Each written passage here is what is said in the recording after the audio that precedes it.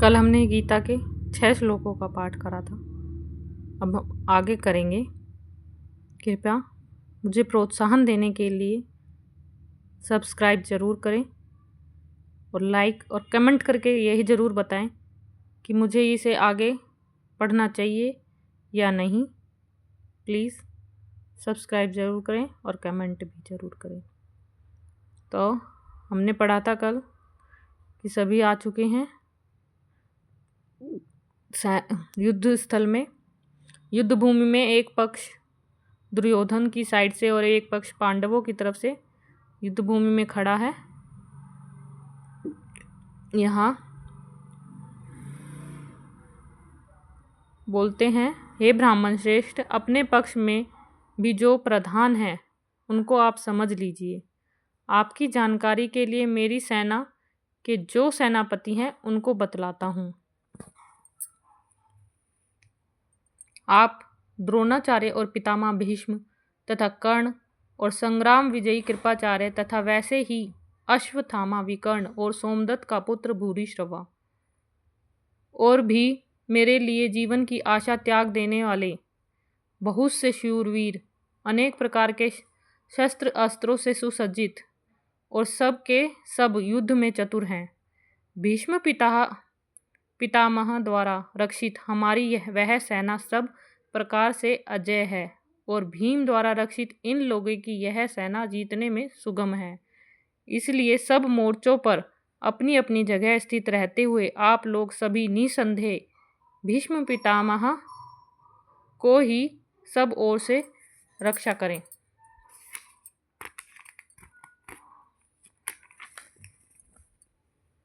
कौरवों में वृद्ध बड़े प्रतापी पितामह भीष्म ने उस दुर्योधन के हृदय में हर्ष उत्पन्न करते हुए उच्च स्वर से सिंह की दहाड़ के समान गरज कर शंख बजाया। इसके पश्चात शंख और नगारे तथा ढोल, मृदंग और नरसिंगे आदि बाजे एक साथ ही बज उठे। उनका वह शब्द बड़ा भयंकर हुआ। इसके अनंतर सफ़ेद घोड़ों से युक्त उत्तम रथ में बैठे हुए श्री कृष्ण महाराज और अर्जुन ने भी अलौकिक शंख बजाए। श्री कृष्ण महाराज ने पांचजन्य नामक, अर्जुन ने देवदत्त नामक और भयानक कर्म वाले भीमसेन ने पौंड्र नामक महाशंख बजाया।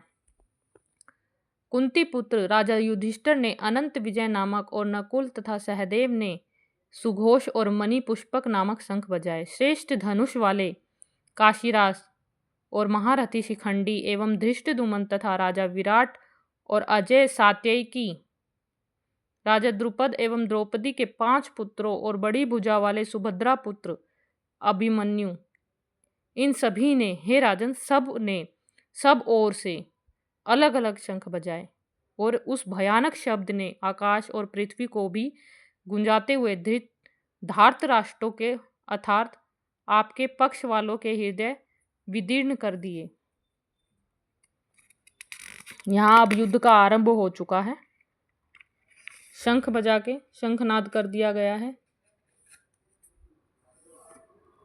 हे राजन, इसके बाद कपिध्वज अर्जुन ने मोर्चा बांधकर डटे हुए धृतराष्ट्र संबंधियों को देखकर उस शस्त्र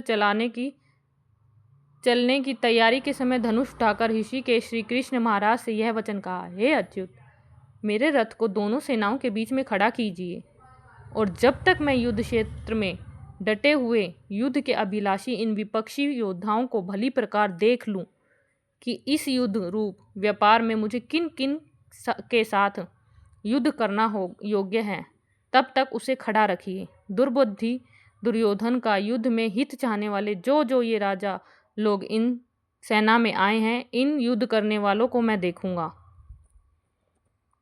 संजय बोले, हे धृतराष्ट्र, अर्जुन द्वारा इस प्रकार कहे हुए महाराज श्री कृष्णचंद्र ने दोनों सेनाओं के बीच में भीष्म और द्रोणाचार्य के सामने तथा संपूर्ण राजाओं के सामने उत्तम रथ को खड़ा करके इस प्रकार कहा कि हे पार्थ, युद्ध के लिए जुटे हुए इन कौरवों को देख। इसके बाद पृथापुत्र अर्जुन ने उन दोनों ही सेनाओं में स्थित ताऊ चाचों को दादा दादों परदादाओं को, गुरुओं को, मामाओं को, भाइयों को, पुत्रों को, पौत्रों को तथा मित्रों को, ससुरों को और सुहृदयों को देखा। उन उपस्थित संपूर्ण बंधुओं को देखकर वे कुंती पुत्र अर्जुन अत्यंत करुणा से युक्त होकर शोक करते हुए यह वचन बोले।